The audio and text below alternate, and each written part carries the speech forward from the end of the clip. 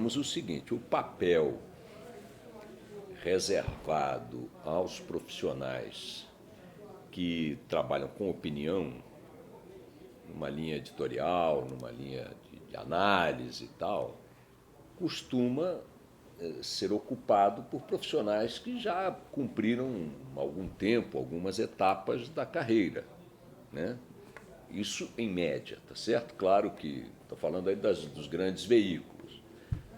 Há casos em que precocemente, na mídia impressa especialmente, colunistas se consagram jovens ainda na carreira e na vida, né? Mas, digamos, a média histórica é que isso aconteça quando você já tem algum tempo, alguma experiência, alguma visibilidade acumulada. Nesse sentido, o fato de estar com uma carreira consolidada e exercer este tipo de função ocorrem quase que simultaneamente. Eu não acredito que o privilégio, a visibilidade que desfrutam os profissionais que trabalham com opinião nos grandes veículos seja alcançado sem algumas premissas que não são premissas digamos, de posse geral. Elas recaem sobre alguns poucos e geralmente são aqueles que estão mais consolidados, que já demonstraram algum domínio, pelo menos parcial, desse ofício e tal. Então, quando você diz um jornalista que não tem a carreira consolidada pode exercer a opinião livre dentro de um veículo, e eu estou sempre me fixando nos principais referências do mercado, eu diria que sim, mas acho improvável que alguém que não tenha carreira consolidada exerça essa função dentro de uma redação. E carreira consolidada é um consenso, um sentido bem amplo, né? Quer dizer, mas é o seguinte: se você chegou ontem, se você é um jovem jornalista, se você ainda não acumulou as feridas, os arranhões, as cicatrizes, a experiência e tal, se você ainda não provou a tua capacidade em algumas situações, muito provavelmente não vão te dizer, ó, sai daí da apuração, sai daí da linha de frente, sai daí da trincheira da escuta e vai ser o âncora do principal telejornal. Eu acho que isso não acontece em nenhuma emissora do mundo, né? Eu tenho repetido aí uma linha de raciocínio que é a seguinte: nos anos 50, o grande telejornal brasileiro, e até anos 60 também, era o Seu Repórter-Esso. Ele vinha do rádio, onde também o Seu Repórter-Esso era um fenômeno de audiência, tá certo? Ele tinha, em valores compatíveis à época, mais peso relativo do que o Jornal Nacional tem hoje, tá? Para você ter ideia do peso que tinha. Era um outro jornalismo, em outro contexto, mas, o Seu Repórter-Esso, o Brasil parava para ouvir, assistir o Seu Repórter-Esso. E o Seu Repórter-Esso, já no rádio, e acho que na televisão ele manteve isso também, ele tinha um bordão que ele dizia, tocava a vinheta, a musiquinha, e entrava a voz e dizia: Seu Repórter-Esso, testemunha ocular da história.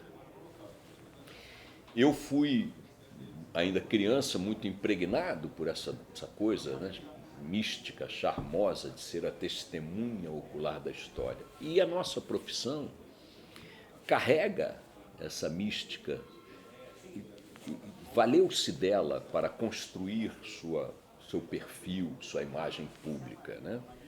Os jornalistas são vistos assim, uma certa aura de um certo charme, né?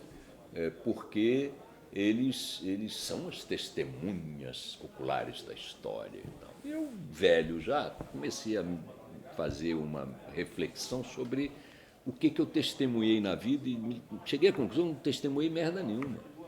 Eu nunca vi um avião cair, nunca vi um trem bater, nunca presenciei um assassinato, um atropelamento.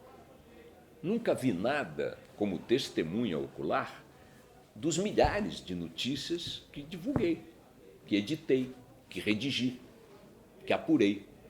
Eu fiz tudo isso sem ter sido testemunha de nada. Como nós não somos.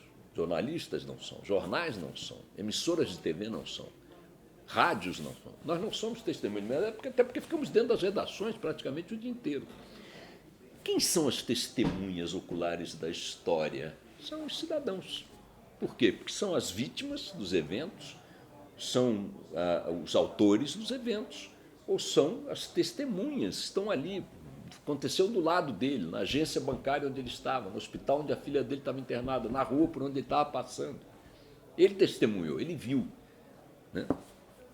Salvo acontecimentos épicos que estavam sendo cobertos pela imprensa no momento em que se deram, o cotidiano não tem o repórter como testemunha, o jornalista como testemunha. O assassinato de Kennedy teve testemunhas jornalistas. Mas veja que as imagens mais emblemáticas são de um cinegrafista amador, que estava lá, um cidadão que estava filmando. Né? Alguns eventos históricos a imprensa estava cobrindo naquela hora e, portanto, testemunhando, mas em muitos deles o olhar mais privilegiado se deu fora do ambiente profissional da imprensa, era alguém, era uma testemunha mais próxima, e em muitos deles o fato não se deu no momento em que estava sendo observado, se deu 2 minutos antes ou 2 minutos depois. E no cotidiano nunca se dá com o testemunho dos jornalistas, como testemunhas históricas. Pois bem, por que então que nós carregamos essa mística e o seu Repórter Esso conseguiu usar esse bordão durante décadas? Porque, de fato, a testemunha ocular da história, que era o cidadão, quando testemunhava esse fato, tornava-se um narrador para o repórter, um fornecedor de conteúdo. Olha, o avião vinha voando assim, num dado momento ele fez assado, caiu desse jeito, bateu ali, eu vi uma pessoa que saiu correndo em chamas e tal. Esse cara contava isso, o jornalista se apropriava desse relato,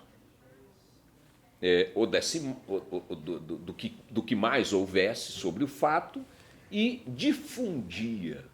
Então, mais do que testemunhas oculares, que de fato não éramos e nunca fomos, nós éramos detentores de um poder, de um privilégio de difusão. Nós nos tornamos proprietários dessa mística porque capturávamos esse testemunho da testemunha real e só nós podíamos torná-lo um fato de massa, através da impressão repetida dos jornais, das revistas, através da divulgação pelo rádio, da difusão pela TV. Por quê? Porque o cidadão comum não tinha isso. Ele tinha o testemunho, ele tinha o fato, ele tinha a história, mas ele não tinha para quem contar. Contava para a mulher dentro de casa, mas não, no máximo para os vizinhos. Mas para o mundo ele não contaria, só nós podíamos fazer isso, nos meios que tínhamos. O que aconteceu? Deram isso aqui para 7 bilhões de pessoas.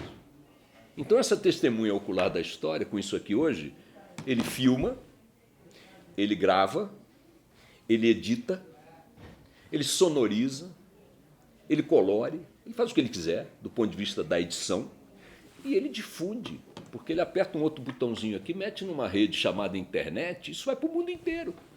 Ele não precisa mais desse aparato todo, nem desses profissionais cheios de mística que nós somos. Então, ou este meio profissional percebe que o protagonismo mudou, que está agora com ele, com esse cidadão, com essa testemunha, e torna-se um parceiro, traz ele para cá, começa a ser... Por que caiu aquela restrição que havia até uns 10 anos ou menos, do padrão Globo de qualidade, que é uma babaquice nossa profissional? Porque, claro, como só ele tinha o poder de... Só o Globo, o padrão Globo é nosso, tá? do país, todo mundo. Quem tinha era a Globo, quem tem é a Globo, quem quer ter é todo mundo. Mas como é que era isso? Era cheio de códigos. Então, se tinha uma imagem de má qualidade, de um bom fato jornalístico, não ia para o ar, porque não está no padrão. Só que o cara disse, você não quer não? Espera aí. Botava lá na rede e 20 milhões de pessoas viam em 2 minutos. Tanto você vê que hoje está cheio de conteúdo fornecido por câmera de vigilância, por celular de quem estava no local, sons gravados da janela no tiroteio, você não vê, você só ouve, mal vê nada, tudo tremido, vai tudo para o ar. Isso é a testemunha se apropriando do conteúdo final. E cada vez mais eu entendo que vai ser assim. Então, essa é a grande mudança que eu acho que está acontecendo. Quando o meio profissional incorpora essa testemunha, essa massa de testemunha, ele não está fazendo só porque ele precisa da audiência deles. Está fazendo porque senão ele corre sozinho na raia. E pronto.